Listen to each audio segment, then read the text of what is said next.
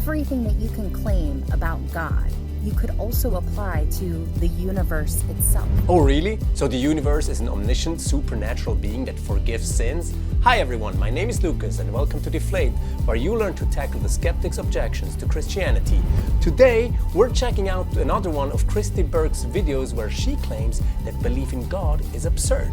So let's get started and see what else she's got after that, well, absurd introductory statement. What if we are just one collective universe existing itself? What if we are our own God? And we won't find out until we die and go to the next dimension or go back to our divine realm. That sounds absurd. Okay, so you basically listed what could be called simplified and potentially distorted characteristics of beliefs we would typically find in Eastern religions, like Hinduism, for example. I don't have any beef with you finding these absurd, since these beliefs have nothing to do with Christianity, and I know that you're perfectly aware of that. So I wonder what your point is exactly. But is it any more absurd than one supreme being looking down on all of us, listening in on all of our thoughts and caring who we sleep with? Yes. The idea, for example, of us being one collective universe existing in and of itself, as you put it, whatever that meant, is definitely more absurd than the concept of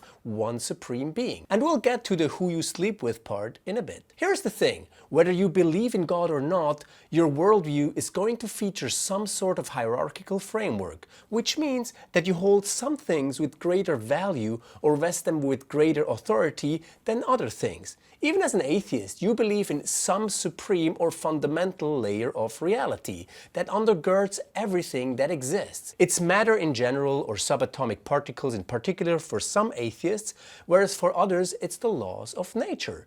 Bottom line is that everyone's worldview features some supreme or ultimate entity. So no, nothing absurd about a supreme being. And why do you find the idea absurd that a supreme being is looking down on all of us and listening in on our thoughts?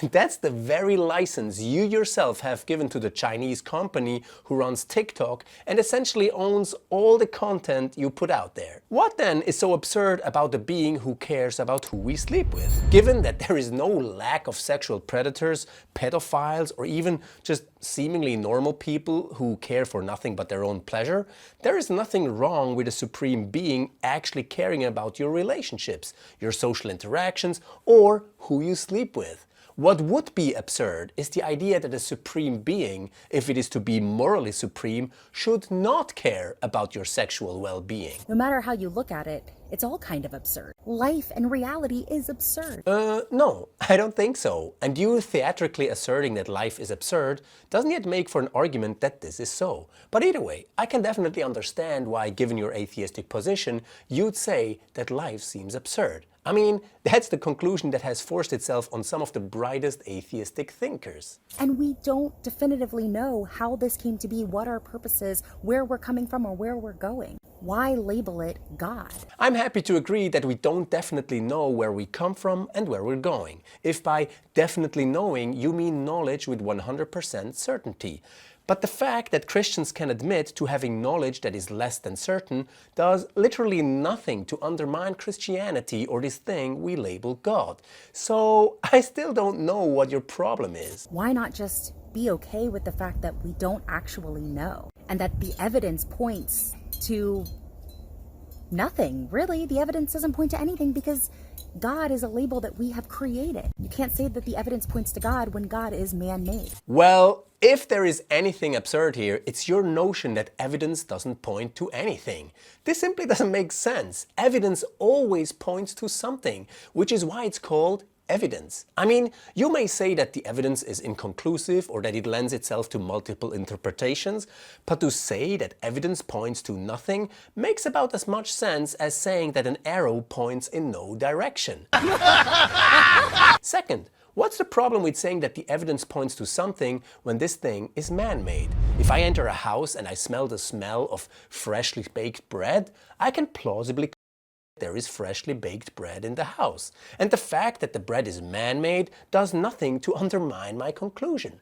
To suggest that it does is, again, absurd.